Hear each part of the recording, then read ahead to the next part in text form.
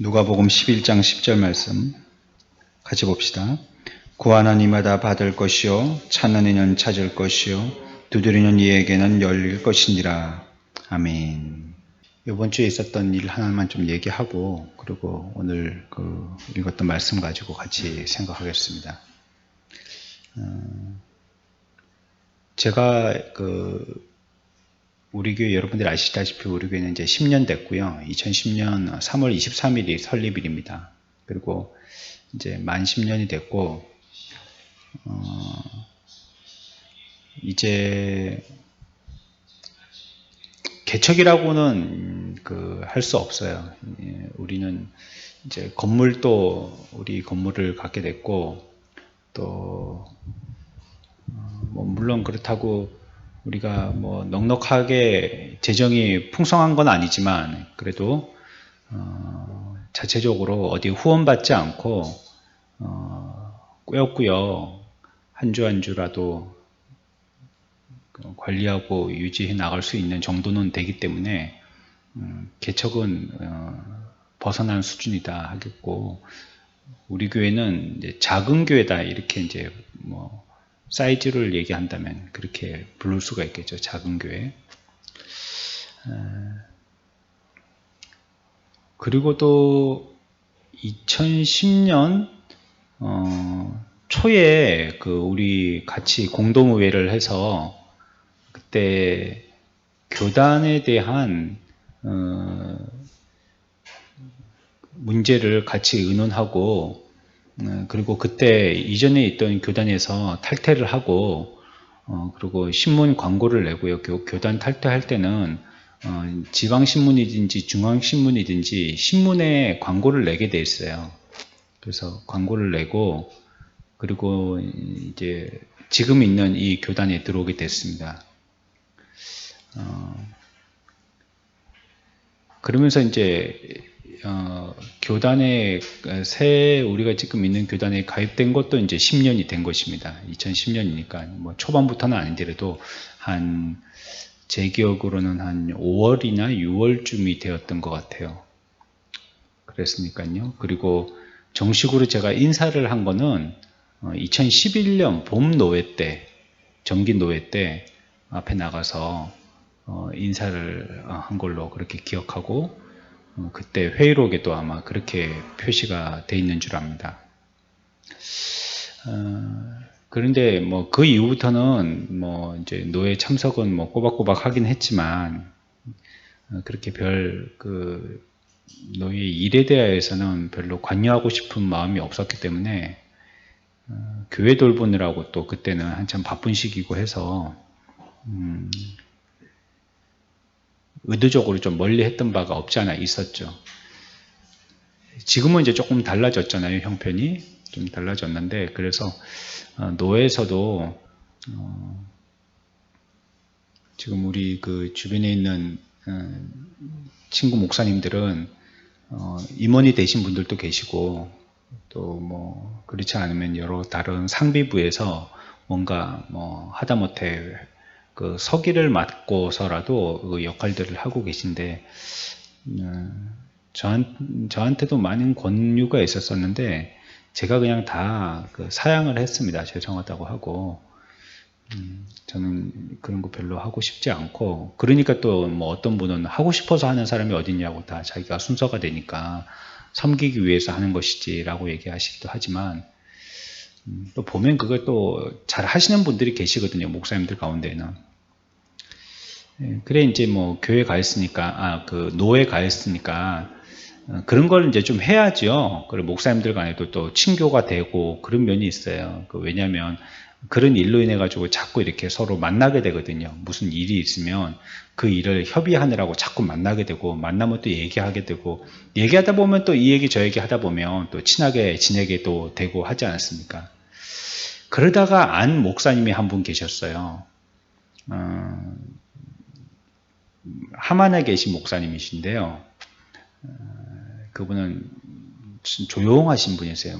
말씀도 많이 없으시고 점잖으시고 언제부터 이 노회에 계셨는지는 잘 모르겠고 제가 아마 가입했었을 때도 벌써 계셨던 분으로 알고 있고 그러니까 이제 오랫동안 계신 분이시지만 별로 그렇게 그 노예 정치라든지 이런 거는 별로 하고 싶지 아니하시는 그런 분이셨던 것 같아요. 그러니까 오래 지나서도 그렇게 제 눈에 저런 분은 임원이시구나 하는 걸 본 적은 기억으로는 없거든요. 한 번은 노예 그 시작할 때 예배 전에 성찬 예식을 하는데 그거는 이제 순번대로 다 돌아가는 거예요. 목사님들이 다 한 번씩 하게 되는데 그때 한 번 나와갖고 성찬 예식 한번 그 집례하시는 거 이거 본 적은 있는데 그 외에는 노예 때 앞에 나가갖고 뭐 하신 걸 본 적은 없어요. 그런 분이구나 하는 성령을 정도 알고 있고 그러면서 어떻게 이제 오고 가면서 하만에 계신 분이니까 뭐 셰터멜까지 제가 또 모셔고 간다든지 또 오는 길에 또 같이 마치고 어디 거제나 통영에서 이렇게 노예를 했을 때 마치고 오시면 제가 이렇게 창원까지 올 때 같이 동승해서 온다든지 그런 일이 몇 번 있으면서 그래 이제 좀 그 서로 얘기가 되고 그러고 나서는 저도 한번 그 목회하시는 교회에 가본 적도 있어요. 그 놀러 간 거죠. 그때는 하만에 있는. 지금은 이제 큰 길이 뚫렸어요. 예전에는 거기 막 공사하고 또 예전에는 뭐 시골의 작은 길이었었는데 이제는 큰 길이 뚫려가지고 그게 뭐 굉장히 넓은 길이 뚫렸어요. 여기 하만 저기 진동 운전면허 시험 치는데 그 바로 밑으로 해가지고 큰 길이 하만 쪽으로 이렇게 크게 뚫렸거든요. 그래갖고 거기 옆에 교회예요. 그 길 가다 보면 보여요. 교회도 예쁘더라고요. 예뻐요. 자기 교회를 갖고 계시고요. 또 이제 좀 시골이니까 땅도 넓어요. 그러니까 정원도 멋있고 뭐 이렇게 잘 기르셨어요. 그래서 거기는 우리처럼 이렇게 이제 어떤 보통 교회 정기 예배만 드리는 교회라기보다는 이렇게 무슨 집회도 하고 그러시는 것 같아요. 뭐 화요 기도회 뭐 이런 것도 하고 목요 기도회 이런 것도 하고 그러면 그 주변의 분들도 오셔가지고 같이 참석하고 그 교회 교인이 아니시더라도 참석하기도 하고 또 집도 교회도 예쁘게 짓고 또 정원도 예쁘게 해놓고 그 옆에다가 또 별관 같은 것도 져가지고요. 또 개인으로 오셔가지고 기도 처소로 쓰시는 분들도 가끔 계신 것 같아요. 머무시면서 기도도 하고 조용한 시골이니까 그러니까 또 이렇게 기도회 하면 또 참여하기도 하고 뭐 그렇게 기도원 비슷하기도 하고 또 교회이기도 하는 그런 곳이었어요. 그리고 이분이 또 옛날부터 또 유튜브 이걸 시작하셔가지고요. 우리는 이제 이렇게 코로나 있고나 시작했지만 이분은 그 전부터 이걸 시도하셔서 가지고요. 예배당에 자기 혼자 이렇게 여기 강대상 앞에다가 이렇게 산발이 세워가지고 휴대폰 이렇게 세워놓고 자기 하시는 그 설교 영상 찍기도 하시고 또 뭐 기도회 같은 거 할 때 이렇게 저 뒤에다가 세워놓고 찍기도 하시고 가끔씩은 자기 얼굴은 안 나오고 교회 전경 아름다우니까 쫙 비추면서 자기의 어떤 그 목회 회고록 같은 거 이런 걸 쓰셔가지고 그거 읽으면서 이렇게 전경을 보여주시기도 하시고 뭐 그렇게 이제 활용을 하셨어요. 이제 이분이 제가 한 1년 전인가 여러분들에게 그 심야기도회 때 말씀드렸던 그렇다가 병원에서 뭐 무슨 검사를 하다가 갑자기 쓰러지셨다는 그분 목사님이십니다. 그랬고 이제 한 1년 좀 넘었나요? 2년 가까이 됐나요? 정확하게 잘 기억이 안 나는데 그래갖고 막 꽝 하고 쓰러지셨어요. 좀 호리호리 하신 분이시거든요. 그 뭐 키도 크시지도 않고 좀 체구가 왜소하신데 말도 조용조용 하시고 그렇게 막 힘있게 말씀하지 않는 그런 스타일 있잖아요. 입을 갖다가 조금만 달싹거리면서 겨우 소리가 날 정도. 전에 위암이 있으셔가지고요. 그거 이제 절제 수술 하시느라고 식사도 많이 못 하시고 그러니까 더 야위하셨던 것 같아요. 그래서 꽝 쓰러지셔가지고 그래가지고 막 뇌압이 올라서 인사불성이다 하는 거 저때 제가 한번 그 병원에 그때 고신대 입원해 계셨을 때 갔다 와서 여러분들에게 심야기도회 때 말씀드렸던 기억이 납니다. 이분이 그 얼마 전에 월요일 날 돌아가셨습니다. 그러니까 1년 반 만인가 1년 만인가 이렇게 돌아가셨어요. 제가 기억나는 거는 그때 우리 아내하고 같이 그 중환자실에 갔었을 때 그 자녀가 그렇게 얘기하더라고요. 우리 아버지는 꼭 일어나실 거예요. 저는 그렇게 믿고 있습니다. 그 자녀가 믿음이 좋은 자녀더라고요. 그리고 말도 거의 뭐 반 목사더라고요. 얘기하는 게.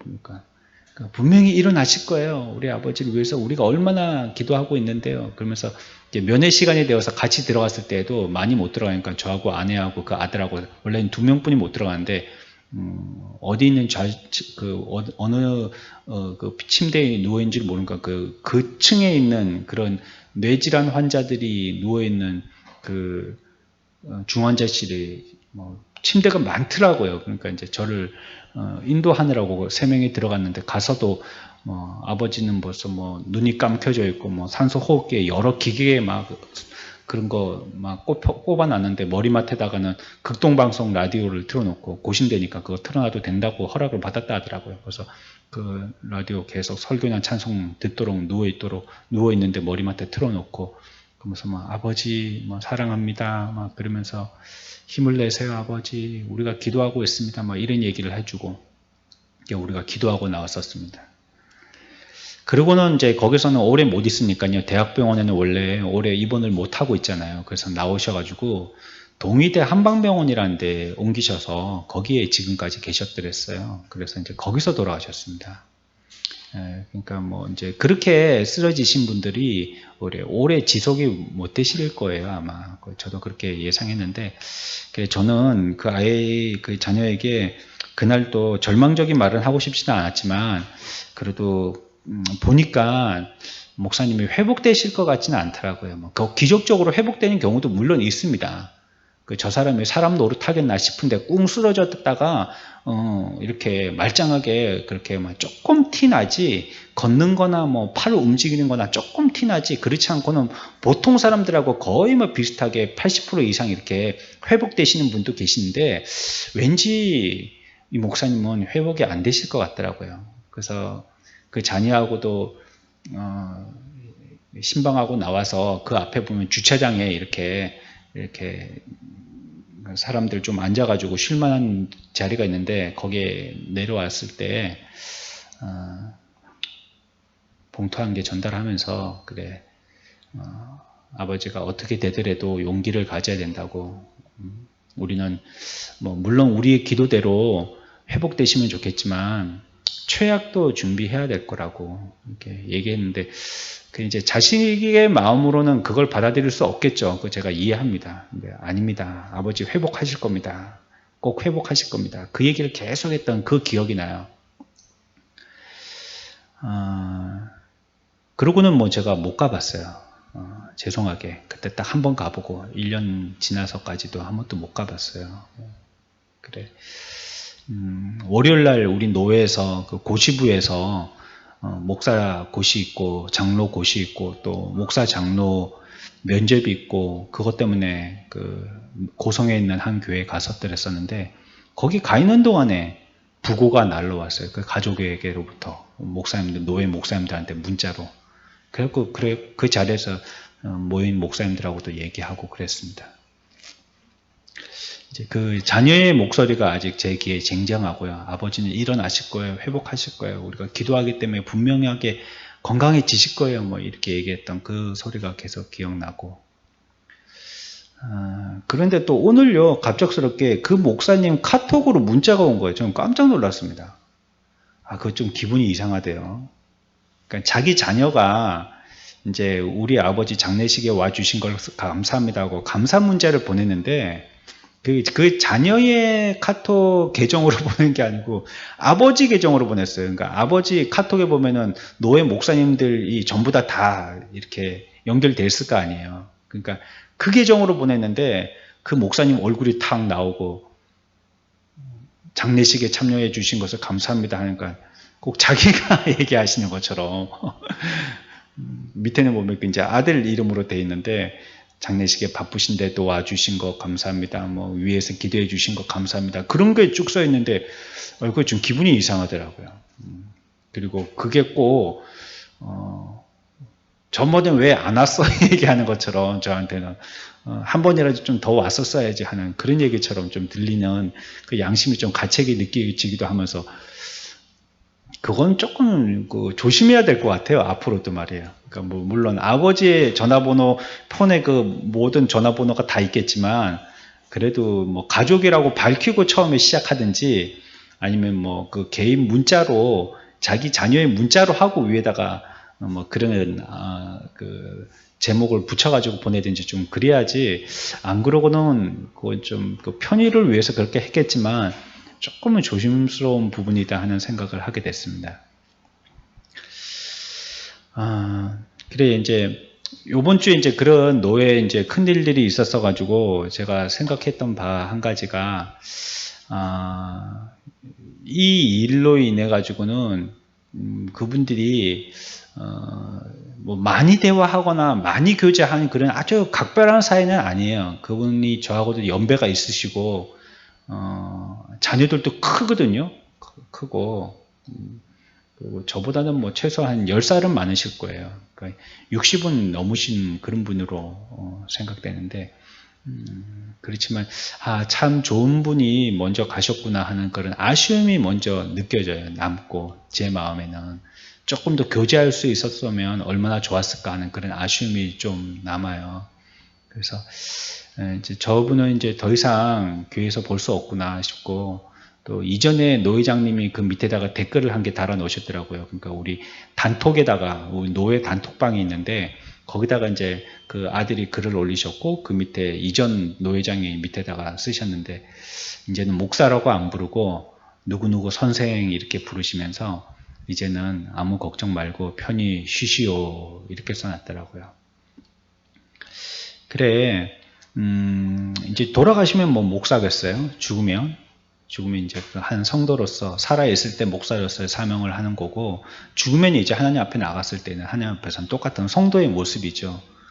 그 표현은 적절한 표현이다 싶고, 그리고 그러나 계시는 동안에 그분과 좋은 분이면 그분의 정신이라든지 그분의 삶이라든지 그분의 어떤 목회 철학이라든지 이런 것들을 좀 더 많이 교제하면서 제가 좀 배웠으면 하는 그런 안타까움이 좀 남고 그 귀한 분이 돌아가셨다는 생각이 들어서요. 그 이제 또 노예에 이제 그런 분이 어떤 분이 계실까 하는 생각, 그런 하나의 생각이 들었었고, 또 한 가지는 이제 월요일 날 그래가지고 제가 그 제일교회에 가서 그 고시를 하는데 이제 시험을 다 치고요. 감독도 다 하고 나서 그 후보죠. 이제 강도사님이 한 분 오시고 이제 장로님들이 여러 분이 오셨어가지고 이제 우리 고시부 목사님들은 총 8분이 오셨어요. 그래서 면접을 하기를 4분씩 나누어서 8명이 다 같이 앉아서 한 명씩 면접을 하는 것보다는 4분 목사님들 4분씩 나누어서 4분은 목사 고시친 강도사님을 면접하고 나머지 4분은 이제 장로 피택 받은 이 집사님들을 갖다가 그 면접을 보고 이렇게 하기로 했어요. 그래서 저는 그 목사고시에 그 시험을 친 이 강도사님을 갖다가 그 면접 보게 됐어요. 뭐 여러분들이 여러 가지 얘기들을 하고 또 뭐 조언을 하고 면접이라기보다는 목사님들이 자기의 목회 어떻게 하셨는지 앞으로 이렇게 해라 하는 좋은 말들로 그 후보생에게 얘기하시고 또 그분에 대한 얘기도 또 질문을 듣고 뭐 이렇게 하기도 했습니다. 그 74년생이시더라고요. 나이를 많이 먹고 뒤늦게 신학을 하신 분이세요. 그래서 벌써 아들은 장가를 갔어요. 젊었는데 빨리 장가를 보냈더라고요. 그리고 목회를 하시게 된 계기는 그 자기 아이가 3살 때 암이 걸렸었는데 지금은 이제 완치가 됐지만 그 아이가 지금은 장가를 갔다 하거든요. 근데 그때 이제 목회를 하게 해야 되겠구나 하는 생각이 들었다고 그 시작을 그렇게 얘기하더라고요. 근데 저는 한 가지를 질문했어요. 뭘 질문했냐면 이 코로나 시대, 이 지금 시대가 우리가 처음 경험해보는 이런 코로나라는 이 전염병의 시대잖아요. 그래서 이 시대에 성도들의 상황이 어떻다라고 생각하는지를 물었어요. 질문해봤어요.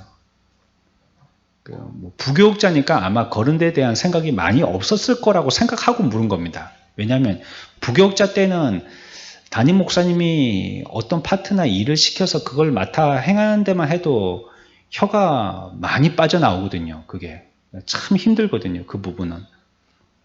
그러니까 뭐 몸이 10개라도 모자랄 정도로 바쁜 때가 부교육자 때, 그러니까 그 부목사나 뭐 강도사나 이럴 때거든요.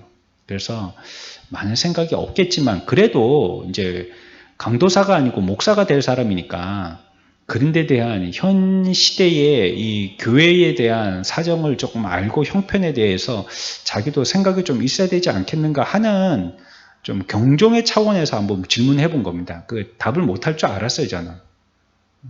자기가 예상 문제 몇 가지를 생각하고 대답을 해왔겠지만 그런 거는 질문해봤자 별로 의미가 없다고 생각해서 저는 그걸 질문했습니다. 그래서 이 시대에 한국 교회에 성도들은 어떤 위험에 처해 있을 것 같으냐고, 그들의 형편은 어떠며 어떤 위험에 처해 있을 것 같으냐고 뭐 질문을 했더니 대답을 하기를 그분은 교회에서 어떻게 하고 있다는 걸 얘기하더라고요. 지금 그래서 뭘 유튜브로 방송을 하고 전화로 체크를 하고 가끔씩 뭐 또 확인해 보기도 하고 뭘 하고 뭐 이런 거 교회에서 지금 그런 사람들에게 어떻게 교회 목회를 하고 있다 뭐 이런 걸 얘기하고 있었어요. 그러니까 자기의 생각보다는 교회가 어떻게 하고 있다 이걸 얘기했었어요. 그래서 제가 다시 질문을 수정했습니다. 그게 아니고 교회가 어떻게 하고 있냐를 제가 질문한 게 아니고 강도사님은 이 성도들에 대해서 어떤 입장으로 접근해서 목회를 하시려고 하고 계시냐고 제가 그걸 질문하는 거라고, 좀 이 시대에 어떻게 목회를 하고 계시냐고 그걸 질문하는 거라고 다시 조정해서 질문을 했어요. 그러면서 제가 느꼈던 거는 그런 데 대한 진지한 고민들이 없구나 하는 걸 좀 느꼈어요. 어떻게 해야 되겠다 하는 이런 진지한 고민이 없구나 하는 걸 느꼈어요. 그리고는 뭐 별다른 대답을 안 하셨거든요.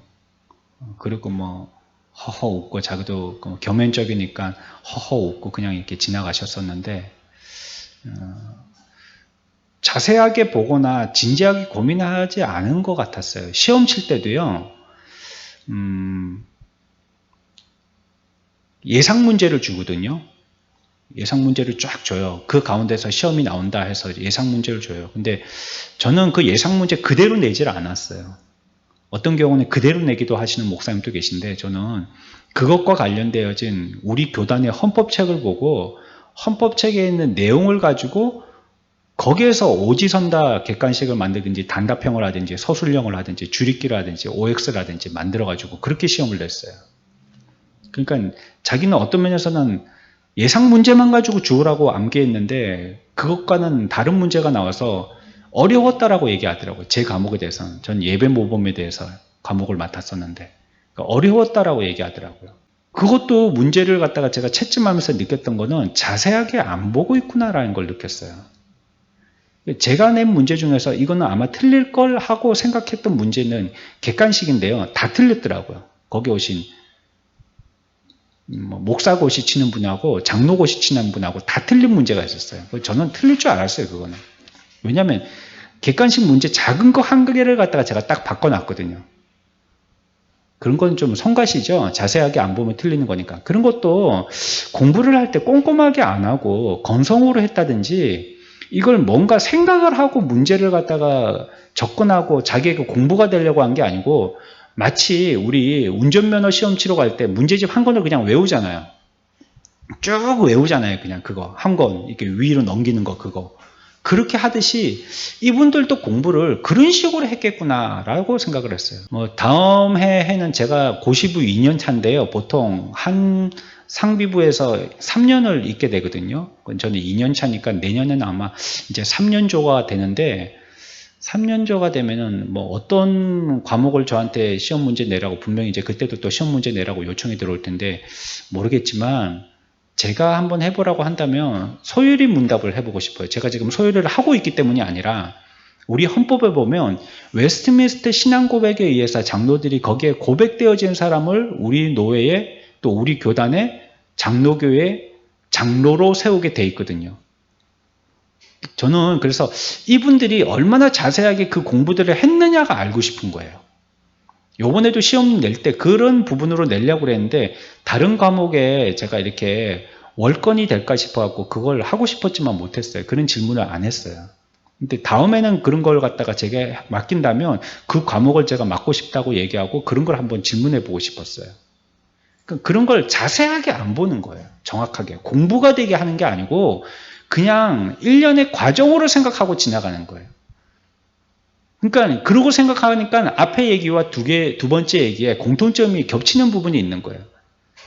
저도 그 한 목사님을 교제할 때 자세하게 친밀하게 교제를 못했고 거기에 대한 아쉬움이 남고 그리고 그분 이름 석자만 기억되고 그때 몇 번 친교했던 그것만 그냥 아련하게 기억이 남지 거기에 대해서 그분이 어떤 철학으로 그렇게 목회를 하셨는지에 대해서는 제대로 배워보지 못한 참 아까웠다는 생각이 들고 이 후보자들도 가서 제가 체험해 보기는 제대로 자세하게 공부를 안 한 거예요.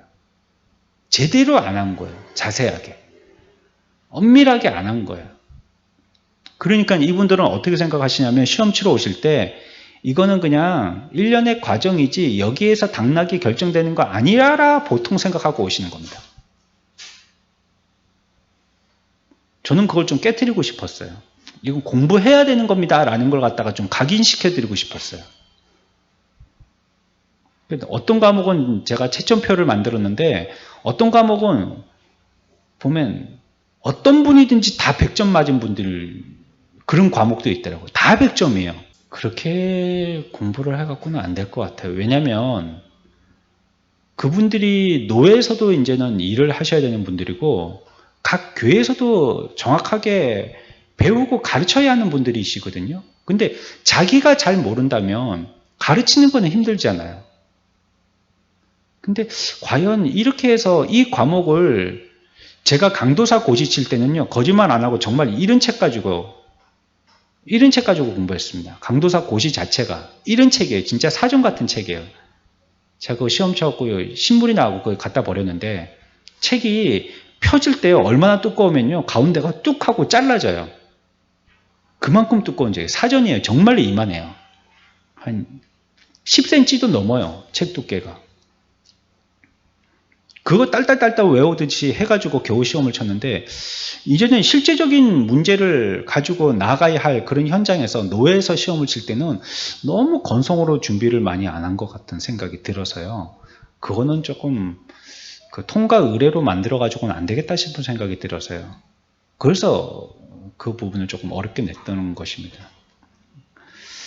우리가 예수 믿을 때도 그렇지 않은가를 생각해 봐요. 그걸 다 마치고 이제 집으로 돌아오는데 차에서 집까지 오는데 뭐 1시간은 안 걸리더라도 한 4, 50분 걸리잖아요. 그 고성에서 여기까지는. 그 근처에 그 고성의 회원 면사무소 바로 옆에 있는 교회인데 그 고성 공룡박물관 들어가는 입구에 딱 있는 교회인데 우리들은 신앙생활 할 때 아마 이렇게 자세하게나 또 면밀하게나 정확하게나 아니면 힘써서 공부하면서 믿고 있는가 하는 걸 생각해 보게 됐어요. 우리가 그 한 면을 질문한다면 그분은 그 질문에 대해서 얼마나 할 말이 많을까를 한번 생각해 봤어요. 우리 지금 성령님에 대해서도 배우고 있고요. 이전에는 뭐 여러 가지 주제에 대해서 뭐 다루어서 같이 생각해 본 때가 있었습니다. 이렇게 설교를 할 때 주제별로 하기도 하고 뭐 성경 본별로 하기도 하고 뭐 이렇게 하기도 하니까요. 그럴 때 여러분들한테 백지 대학 시험은 그렇게 치잖아요. 그렇죠? 이제 신학교 다닐 때도 시험 칠 때 그렇게 쳤거든요. 그냥 8절지 딱 내주고요. 그 주제 한 개 주는 거예요.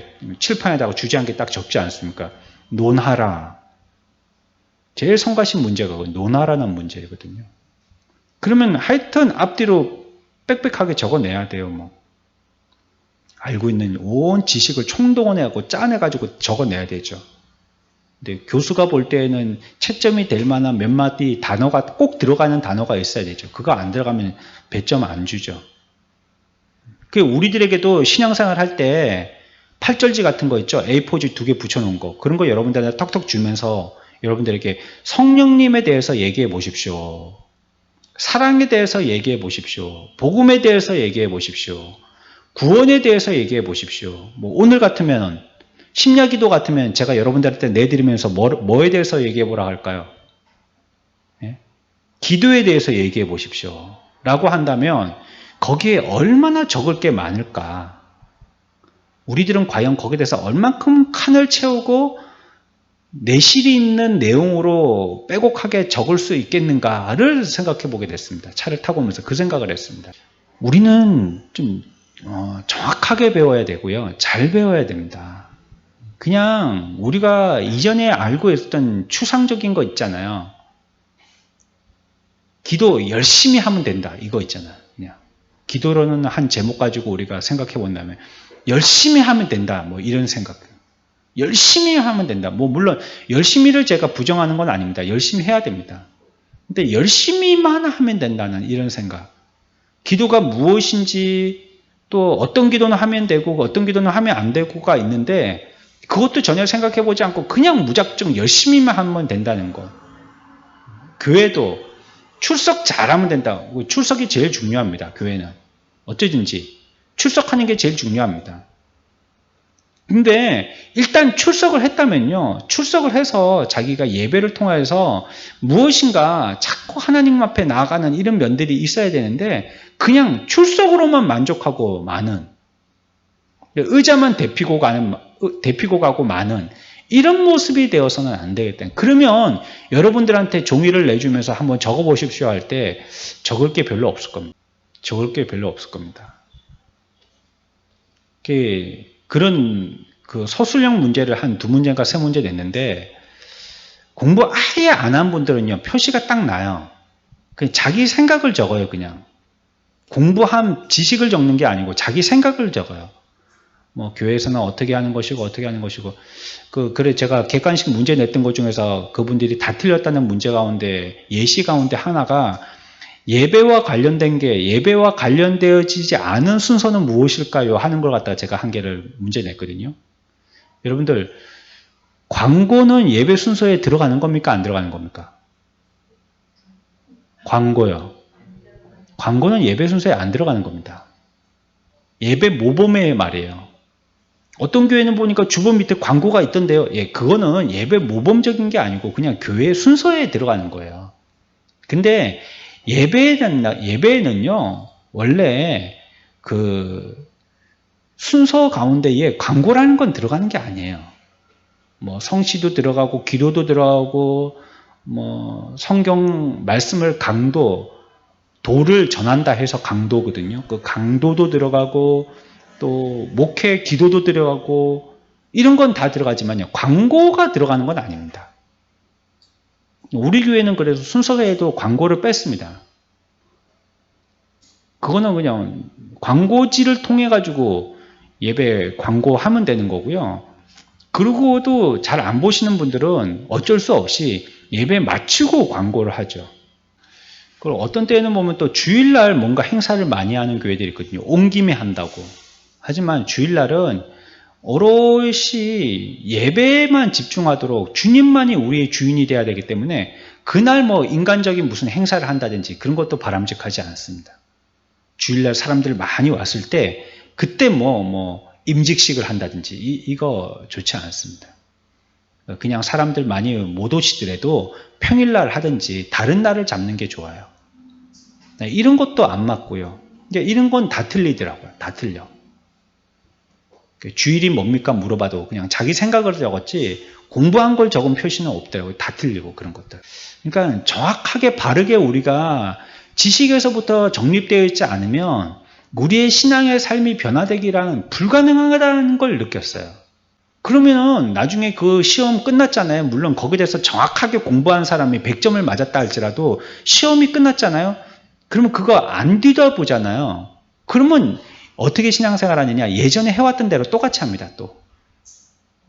그 새로운 지식으로 하지 않고요. 배웠던 대로 하지 않고 그냥 자기 생각대로 똑같이 돌아가게 되는 겁니다. 그러니까 어쩌면 우리가요. 기도에 대해서 이와 같이 많이 배움에도 불구하고 우리가 기도할 때 기도의 변혁이 나타나지 않는 것은 우리의 지식을 고수하고 있기 때문입니다.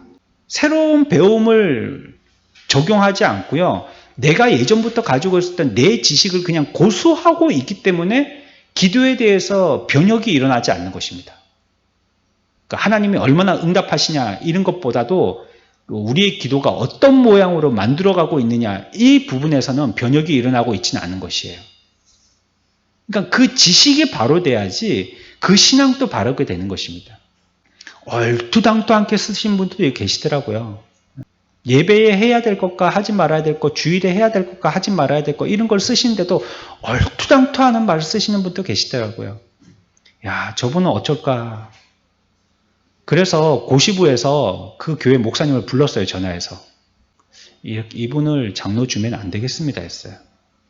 이분을 장로 벌써 피택 된 분이거든요. 피택은 그 교회에서 투표해서 장로로 벌써 세운 건 아니고요. 표를 받은 분이에요. 표를 받은 분이에요. 근데 저희들이 볼 때는요. 공부를 너무 안 한 거예요. 하나도 안 한 거예요. 아니 예상 문제를 내줘도 공부를 안 하면 어떻게 돼요 그게. 책을 던져주면서 공부하라든지 뭐 과목별로 책을 한 권씩 목사님들이 정해주면서 이거 공부해 오십시오. 이래갖고 시험 쳐도 시험 점수가 나와야 될 판에 그게 아니고 예상 문제를 주면서도 공부를 안 하면 이거 어떻게 되는 거예요. 그리고 그 쓰신 내용들이 너무 그냥 자기 생각이에요. 자기가 지금까지 그냥 신앙생활이라기보다도 종교생활을 했던 그 습관을 쫓아서 그냥 쓴 거예요. 목사님으로부터 다짐을 받기를 이 장로님 되실 분은 재교육을 확실히 받도록 하지 않는다면 우리가 재시험을 쳐야 되겠다라고 얘기했어요. 재시험 쳐갖고 점수가 못 나오면 또 바꾸죠. 계속 바꿉니다. 아니 기본적인 소양을 갖추지 못했는데 어떻게 그 일을 하겠다는 거예요. 목사나 장로는 그 일을 하는 사람이죠. 권위직으로 올라가는 사람들이 아니에요. 그 일을 하는 사람들인데 그 일에 걸맞는 지식을 갖추지 않았으면 어떻게 일을 하겠어요? 그건 당연한 것 아니겠어요? 군대 가서도 처음 하는 게 뭔지 아세요? 외우는 겁니다. 외우는 거. 다 외우는 겁니다. 우리 이제 남청년들은 다 군대 가야 될 텐데 그러면 외우는 거 준비하고 가야 돼요. 잘 외워야 됩니다. 뭐 하다못해 자기 부대에 고참들 이름도 외워야 되고요. 총의 재원도 외워야 되죠. 군가도 외워야 되죠. 다 외워야 됩니다. 그래야지 그걸 활용할 수가 있거든요. 어디 가든지 다 그렇습니다. 뭐 육해공 다 마찬가지입니다. 처음은 다 외워야 돼요. 뭐든지. 자기의 군번에서부터 다 외워야 되는 거예요. 그런 게 지식이 없으면 어떻게 장로의 역할을 수행하고 어떻게 목사의 부교육자로서 역할을 수행하겠어요.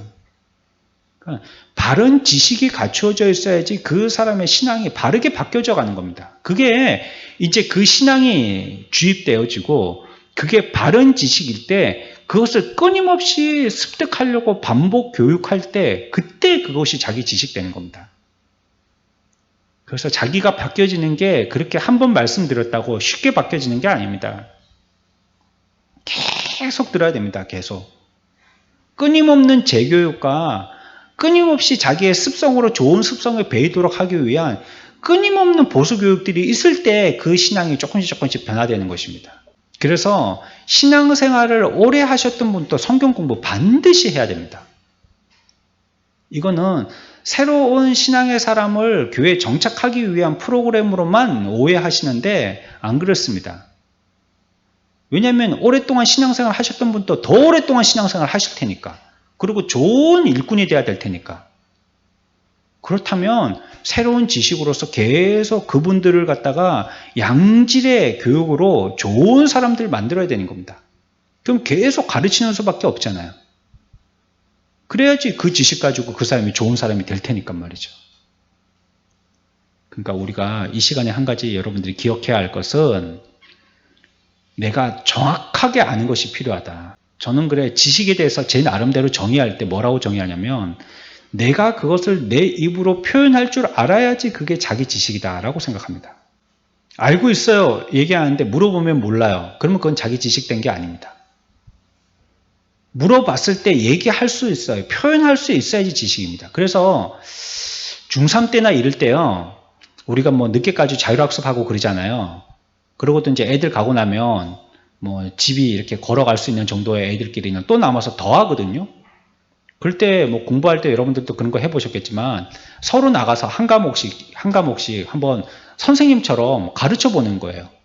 밑에 친구들, 스터디 그룹 애들 앉혀가지고 내가 이 과목 여기서부터 여기까지 공부해 왔는데 한번 들어보라면서 스터디 하면서 앞에서 가르치는 거예요. 그걸 표현해 낼 수 있으면 그게 자기께 된 거예요.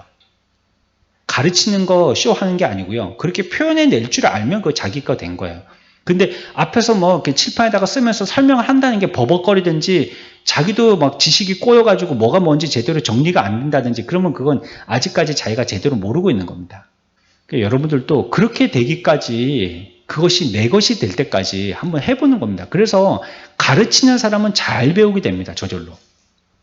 가르치는 위치에 있는 사람은 잘 배울 수 있게 돼요. 그게 자기가 정리돼야지만 가르칠 수 있기 때문에.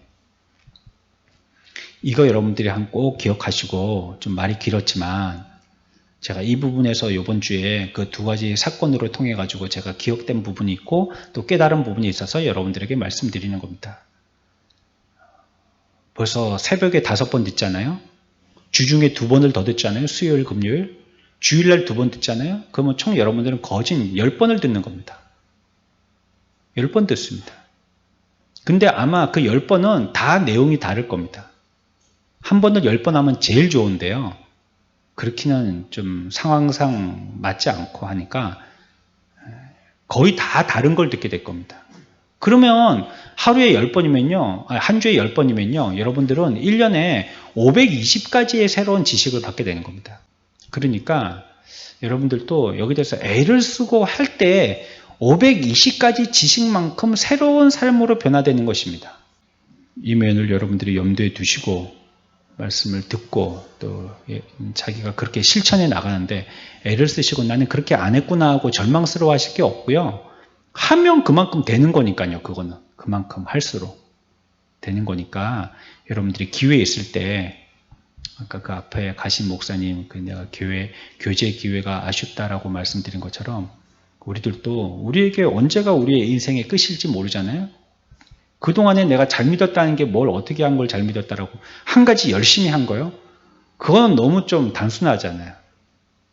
그거 말고라도 우리가 이 부분에 하나님 앞에 내가 이런 거 많아가지고 다채로워가지고 여러 가지의 것들을 가지고 다 이거 내가 습득하고 애를 쓰고 노력하고 해봤습니다 하는 그런 게 좀 있으면 좋지 않겠어요? 더 상급이 화려하고 다양하고 얘기할 게 많지 않겠어요?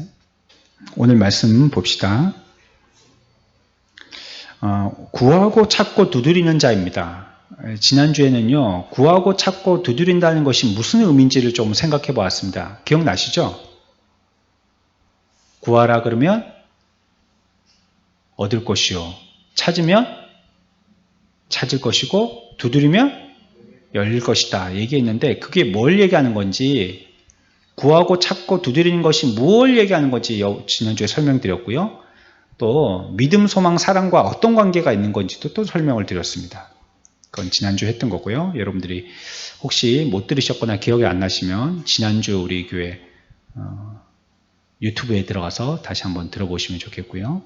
오늘 그걸 다 할 시간은 없고요. 다시 할 시간은 없고 오늘 해야 될 거는요. 구하고 찾고 두드리는 자입니다. 우리 다 같이 한번 해봅시다. 구하고 찾고 두드리는 자. 네, 사람을 얘기합니다. 구하는 자, 찾는 자, 두드리는 자. 과연 이 사람은 어떤 사람인가 하는 것입니다. 구하고 찾고 두드리는 자. 이 사람은 어떤 사람인가 하는 거예요. 우리가 하나님께서 우리에게 구하라, 찾으라, 두드리라 할 때 하나님은 어떤 사람에게 구하라, 찾으라, 두드리라 하는 것이냐는 겁니다. 우리 모두 다 들었으니까 여기에 대해서는 해당 사항에 있는 사람들인데요. 여기에 대해서 조금 구체적으로 알 필요가 있는 것입니다. 이 말씀은 주님께서 하신 말씀이고요. 지금 또 우리들에게 하고 계신 말씀이잖아요. 지금 이 시간에 이 말씀을 제가 하고 있지만 저는 제 말을 하는 게 아니고 하나님의 말씀을 대언하지 않습니까?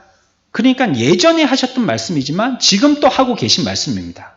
그리고요, 지금까지 해 오셨던 말씀이에요. 끊임없이 우리들에게. 그래서 이 말씀은 반드시 성취될 것이라고 확신해도 된다고 우리들에게 하시는 말씀입니다. 예전도 하셨고 지금도 하시고 앞으로도 하실 것이고 지금까지 계속 해 오셨던 말씀이기 때문에 이 말씀을 믿고 그렇게 하면 그 확신 가운데 믿고 그것을 성취해 나갈 수 있는 말씀이라는 걸 우리들에게 얘기하고 있어요. 이렇게 한번 생각해 보죠. 제가 얘기합니다. 지금 내일 반드시 해가 동쪽에서 뜰 것입니다. 맞습니까? 내일 반드시 해가 동쪽에서 뜰 것입니다. 맞죠? 제가 말은 했지만요. 이 사실은 지금까지 변화된 일이 없는 진리이기 때문에 제가 그렇게 얘기했더라도 그 말을 여러분들이 철떡같이 믿는 겁니다. 지금까지 그걸 계속 봐왔기 때문이에요. 어제도 해는 동쪽에서 떴고요. 그제도 해는 동쪽에서 1년 전, 10년 전, 100년 전에도 해는 동쪽에서 떴기 때문에 그걸 여러분들이 계속 경험하셨기 때문에 저처럼 연약한 사람이 얘기한다 할지라도 해가 동쪽에서 뜨는 걸 믿는 것입니다. 그처럼 금방 말씀드린 구하라, 찾으라, 두드리라 이 말씀은요. 어떤 사람이 얘기하고 누가 얘기한다 할지라도 그 말씀이 지금까지 계속 그래 왔기 때문에 앞으로도 그럴 말씀인 거예요. 변함없는 진리는 그런 성격이 있는 것입니다. 누가 어떤 사람이 얘기하더라도 그 말씀은 그대로 될 것이라는 것입니다. 여기서 우리가 구하고 찾고 두드리는 자라고 얘기했을 때 여러분들은 제가 어떤 자일까요? 라고 얘기하니까 어떤 특별한 선택되어진 자가 구하고 찾고 두드리는 자가 아닐까라고 여러분들이 혹시 짐작을 하셨는지 모르겠지만 좀 그 생각과는 다른 식의 의도를 우리가 한번 시도해 보겠습니다. 여기서 말씀하시는 거는요. 거듭나지 아니한 자와 악한 자도 하나님 앞에 구하고 찾고 두드릴 수 있다는 것을 얘기하는 겁니다. 우리는 어떤 기준에 하나님 앞에 어떤 거룩하고 경건한 그 기준에 만족한 자가 아마 구하고 찾고 두드리지 않겠나라고 생각할지 모르겠지만 사실은 그런 것보다도요. 그 반대의 개념이 더 쉬운 겁니다. 저 사람이 구할 수 있어? 저런 사람이 찾아? 저런 사람이 두드린단 말이야? 그럴 사람도 나오고 구하고 찾고 두드리면 얻고 찾고 열리게 된다는 걸 얘기하는 겁니다. 오늘은 좀 성경을 찾아봐야 됩니다. 가만히 듣지만 마시고 같이 성경을 찾아봐야 됩니다. 같이 읽어볼까요? 구약 554쪽이죠. 제 성경은 그렇네요. 열왕기상 21장 29절입니다. 같이 읽습니다. 시작.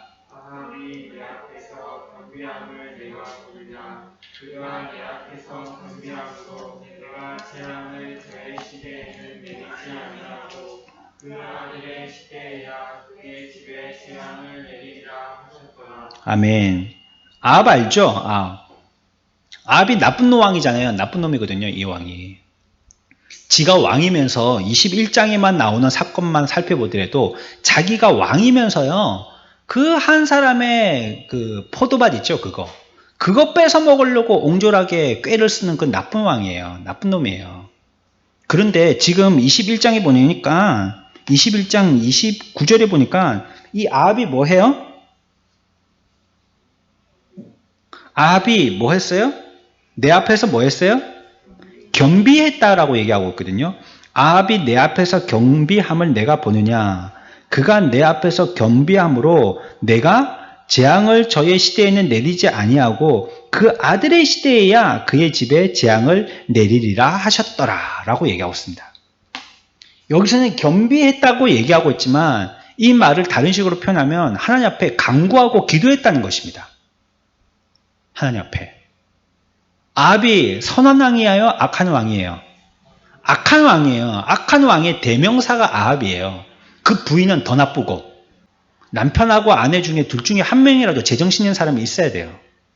그래야지 균형을 잃을 때 좀 잡아주지. 똑같이 그러면요. 그 완전히 집안 망해 먹는 겁니다. 한 명이라도 제정신이 있어야지. 집에 혼자라도 예수 믿는 사람은요. 정신 바짝 차리지 않으면요. 홀딱 넘어가 버립니다. 한 사람이라도 제정신, 둘 다 예수 믿는 사람이면 제일 좋고 안 그러면 한 사람이라도 제정신을 갖고 있어야 돼요. 완전 마귀판 되고 맙니다. 근데 둘 다 이랬거든요. 부인이 이름이 뭐랬죠? 이세벨이거든요. 이름은 예쁜데. 예? 근데 더 나쁜 여자거든요. 더 나빠요. 아합이 그러고 있으니까 꾀를 써가지고요. 뺏어먹는데 도와주는 이런 역할을 했거든요. 이세벨이. 나쁘단 말이에요.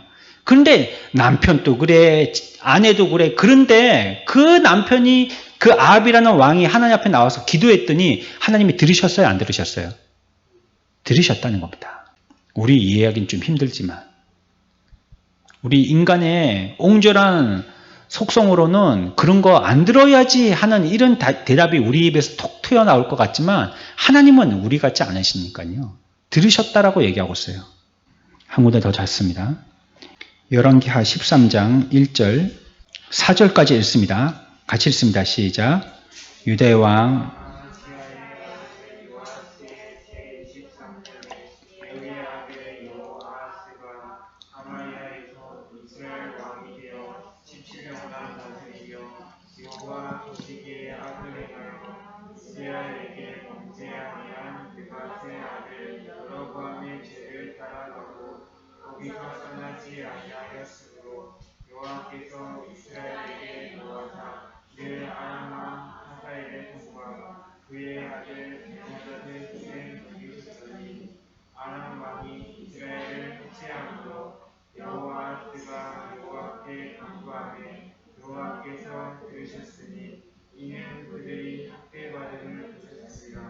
아멘. 이스라엘이 범죄하게 한 자가 누굽니까? 여기 오늘 읽었던 말씀에서요. 이스라엘이 범죄하게 한 자가 누구예요? 느밧의 아들 여로보암의 죄를 따라가고 그렇죠? 그렇게 해서 이스라엘 민족들을 범죄하게 한 거예요. 그런데 그 느밧의 아들 여로보암을 따랐던 자가 누굽니까? 그 자가 또 여호아스예요. 그러니까 오늘 13장에서 4절까지의 얘기를 들어보면 여기에 여호아스는 악한 왕으로 얘기하고 있어요. 나쁜 왕이에요. 그렇게 악하게 모두 물들게 되어진 3절에서 이스라엘에게 하나님께서 노하사 하사엘의 손과 그의 아들 베나사의 손에 넘겼더니 아람 왕이 이스라엘을 학대함으로 여호아스가 여호와께 간구하며 여호와께서 들으셨습니다. 라고 얘기하고 있습니다. 그럼에도 불구하고 하나님 앞에 여호아스가 기도하고 간구했더니 하나님이 들으셨다고요? 안 들으셨다고요? 들으셨다라고 얘기하고 있습니다. 악한 왕일지라도 말이죠.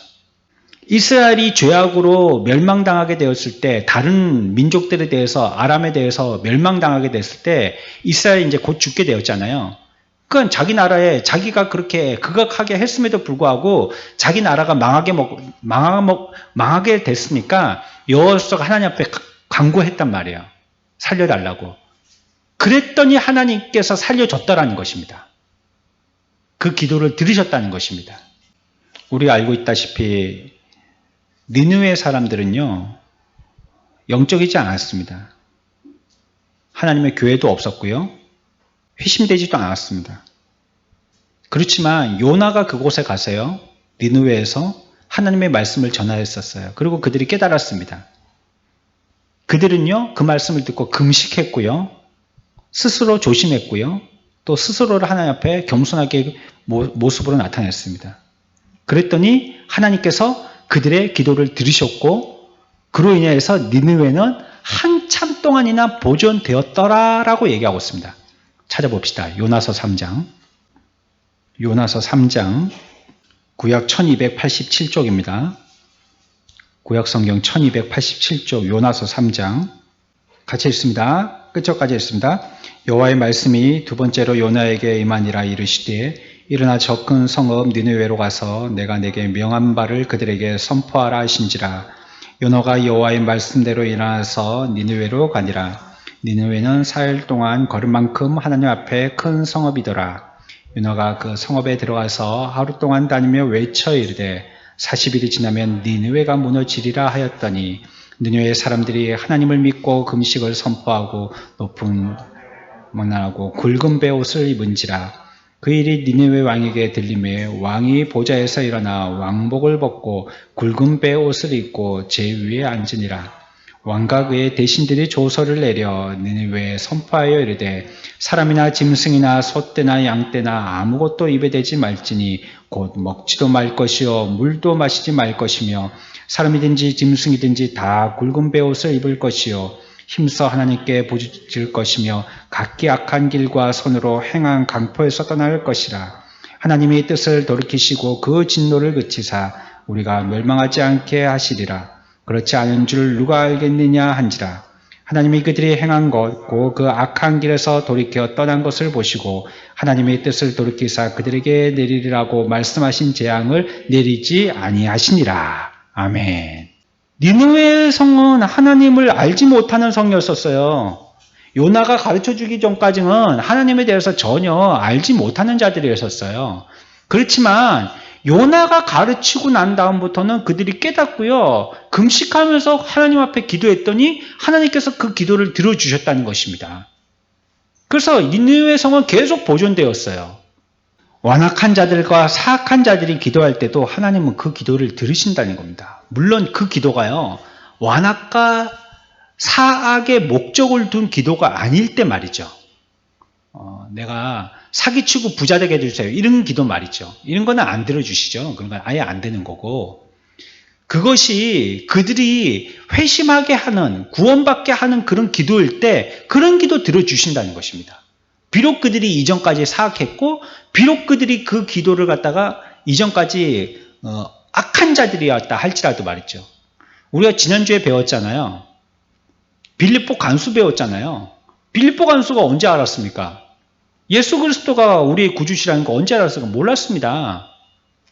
그냥 척척척척 잡아가지고 상관들이 집어넣으면 자기 역할 수행하느라고 그 사람들 그냥 잘 간수하고 그냥 뭐 죽을 때까지 이렇게 잡아놓고 하는 그런 역할을 했던 사람입니다. 그러나 그 사람이 알고는부터는 새로운 사람이 되었잖아요. 완전히 변화된 사람이 됐잖아요.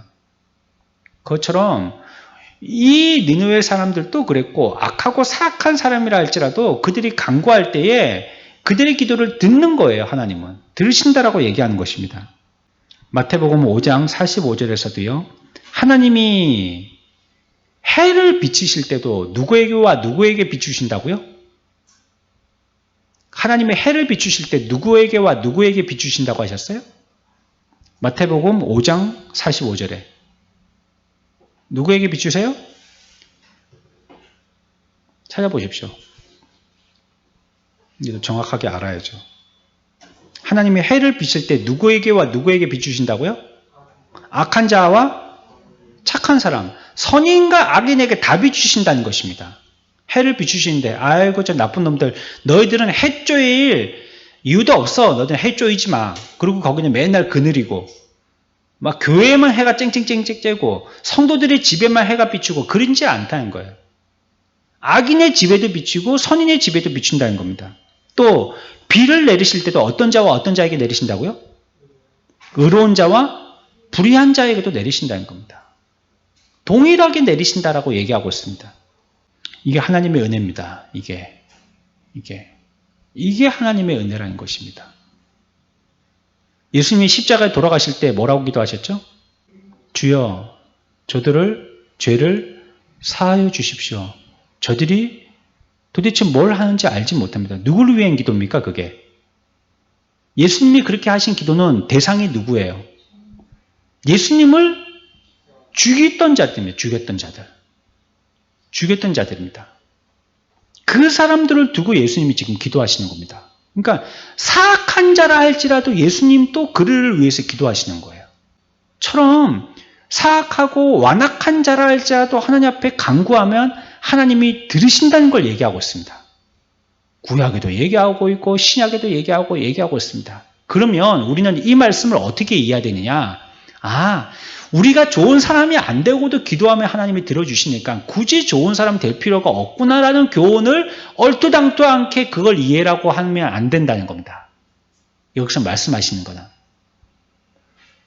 완악하고 사악한 자라도 기도를 들어주시는데 너희들이 하물며 하나님의 자녀인데 기도하면 안 들어주시겠느냐 그걸 얘기하는 겁니다. 그런 자들도 기도할 때 들어주는데 하물며 하나님의 자녀가 되어서 선하게 살고 거룩하게 살고 경건하게 살지만 그럼에도 불구하고 우리들에게는 여전히 완하게 찢기가 있고 사하게 찢기가 있어서 그것에 대해서 마음 편하게 기도하지 못하고 있는 양심의 거리낌을 느끼면서 힘들게 기도하고 있는 우리의 기도는 하나님이 들어주실까요? 안 들어주실까요? 이거 묻는 겁니다. 들어주실까요? 안 들어주실까요? 들어주신다는 겁니다. 그거. 예. 그런 자가 어떤 자냐? 구하고 찾고 두드리는 자입니다. 그런 자가. 예. 우리가 최소한 우리의 양심으로 기도할 때 어떻게 기도합니까? 기도할 때 먼저 딱 생각나는 게 뭡니까? 한 주 동안 죄 지었던 거 이거 기억나거든요. 야, 내가 그래 놓고 또 기도하러 왔다. 이게 참 내가 양심 불량이지 이거. 세상에는 불량이면 그거 쓰지도 못하고 다 폐기 처분 시켜버리는데 도공들 보십시오. 도공들. 우리가 볼 때는 그 작품이에요. 그거 내다 팔면 몇만 원, 몇십만 원 하겠어요. 근데 이렇게 보고 화로에서 구워가지고 이렇게 보고 조금 티가 있든지 조금 금이 갔든지 조금 이가 빠졌든지 뭐 약이 조금 덜 묻혔든지 그러면 바로 그거 어떻게 버립니까? 옆에서 쾅 하고 깨버립니다. 조금인데 말이에요. 쾅 하고 깨버린단 말이에요. 우리가 볼 때는 그런 자들이죠. 나는 막 보면은 이렇게 뭐 불량 덩어리고 불완성 덩어리고 불완전 덩어리고 나는 뭐 어디를 봐든지 내가 맨날 주님의 말씀을 들으면 어떤 사람들은 말씀을 듣고 평안이라고 기쁨이라고 하는데 나는 말씀만 들었다면 이렇게 양심의 가책이고 나는 이렇게 못하는 자이고 끝없이 나는 이렇게 부족한 자이고 나는 참 이거 하나님 앞에 나와서 면목 없는 자구나. 이거 그렇게 해놓고 또 주님 앞에 나와서 기도한다랍시고 나와 있고 예배 드린다랍시고 나와 있고 또 찬양 드린다랍시고 또 내가 또 찬양하고 있고 나는 참 구제불능이구나. 이렇게 생각하면 안 된다는 겁니다. 이렇게. 그거는 하나님의 은혜를 전혀 다른 식으로 역행해서 하는 처사예요. 오늘 우리들에게 말씀하시는 것은 구하고 찾고 두드리는 자가 누구시냐? 완악하고 사악한 자랄지라도 구하고 찾고 두드리면 그들에게 다 응답하시는 하나님이시라는 걸 얘기하는 겁니다. 그러므로 우리가 그런 마음을 가지고 불완전하고 불완성되어졌고 또 불완전하고 이런 존재로서 하나님 앞에 나와서 기도하고 그래서 구하고 찾고 두드린다면 하나님이 그거 너무 걱정 마라. 다 들으신다는 겁니다. 다 응답하신다는 겁니다. 그러한 우리라 할지라도 우리의 기도에 응답하시는 하나님이시다라는 걸 얘기합니다. 제가 이걸 다 찾지 못해서 그렇지 여기 꽉 써놨습니다. 성경에 그런 부분이 너무나도 많습니다. 그 얘기하는 거는 뭡니까 그러면? 우리에게 뭘 교훈하시는 겁니까? 나쁜 놈 돼도 마음 편하게 두 다리 뻗고 자. 다 들으신데 이거 얘기하는 겁니까? 우리가 초등학교만 나왔다면 최소한 그런 뜻은 아니라는 걸 다 알겠죠. 그것 뜻하는 걸 그거 얘기하는 게 아닙니다. 하물며 너희들의 기도를 듣지 않겠냐 그 말입니다. 그런 자의 기도도 들으시는 하나님이신데 하물며 우리가 조금 부족한 것 가지고 양심의 가책을 가지고 하나님 앞에 나와서 간구할 때 그거 들어줄까 안 들어줄까? 들어준다는 겁니다. 들어주신다는 겁니다.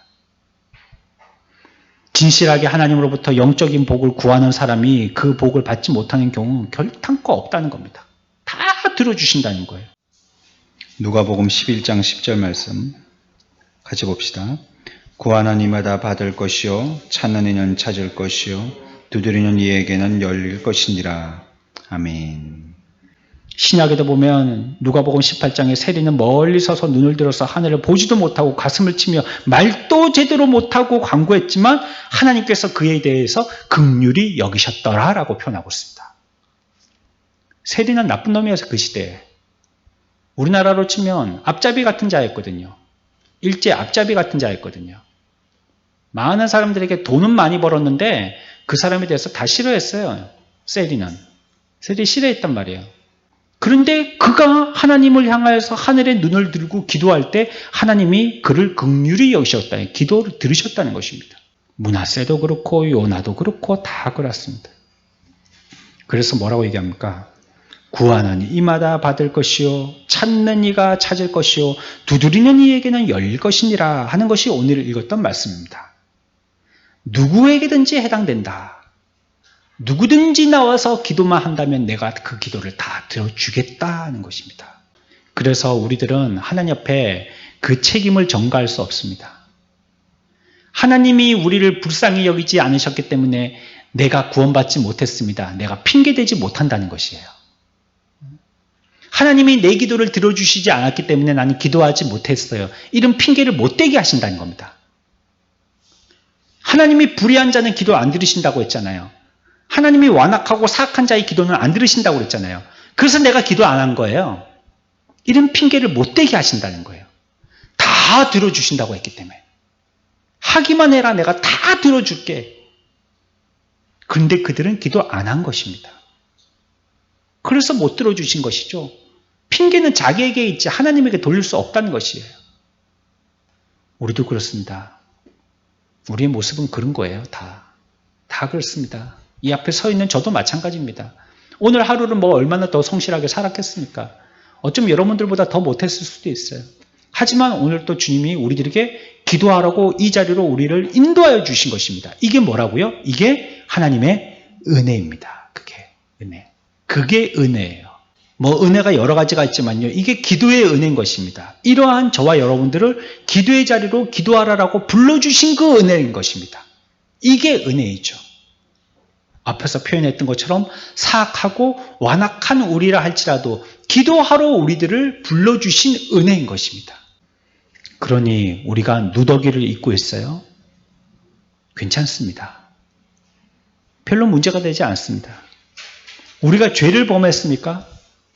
그것도 별것 아닙니다. 우리가 하나님과 지금까지 교제를 단절시켜서 그 교제의 줄이 또 칸칸이 끊어져 있습니까?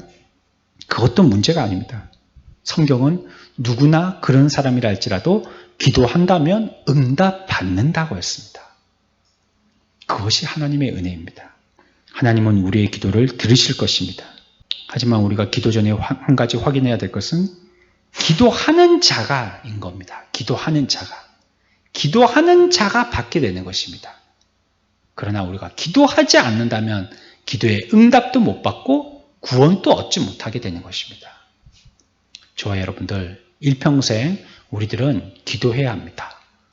어떤 핑계나 어떤 이유를 대지 말고 하나님 앞에 기도해야 합니다.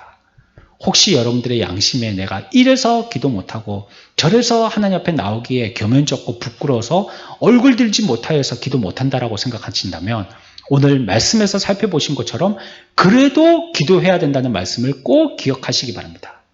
그럼에도 불구하고 꼭 기도해야 된다는 것이 이 잘못 이해한 사람들은 그래서 잘못 실행하는 것입니다. 빌립보 간수가 잘못 이해했었죠? 극한 위기에 재앙에 당하게 됐을 때 믿지 않는 사람들은 어떻게 했다고 했어요? 그냥 자결하려고 목숨을 끊으려고 했어요. 하지만 우리가 배웠습니다. 지난주에. 그것은 뭘 얘기하는 거예요? 자기의 죄와 영혼에 대해서 심각하게 생각하지 않는 사람들이 그렇게 한다 했습니다. 자기의 죄와 구원에 대해서 심각하게 생각하지 않는 사람이 극단적으로 그렇게 행동하고 자살하려고 하는 거예요. 하나님의 두려우심을 알지 못하는 사람이 자살하려고 하는 것입니다. 그것처럼 우리가 하나님 앞에 기도하지 않으려고 하는 사람은 성경을 제대로 안 것이 아닌 거예요. 그러하다 할지라도 성경은 우리들에게 기도하라라고 말씀하고 있습니다. 이 시대를 살고 있는 저와 여러분들, 우리 기도해야 됩니다. 내가 비록 그렇다 할지라도 세리와 같고 요나와 같고 아시아와 같고 앞에서 얘기했던 이 많은 사람들과 아까 같은 자라 할지라도 그럼에도 불구하고 우리들은 기도해야 합니다. 그런 사람의 기도도 들으시기 때문입니다.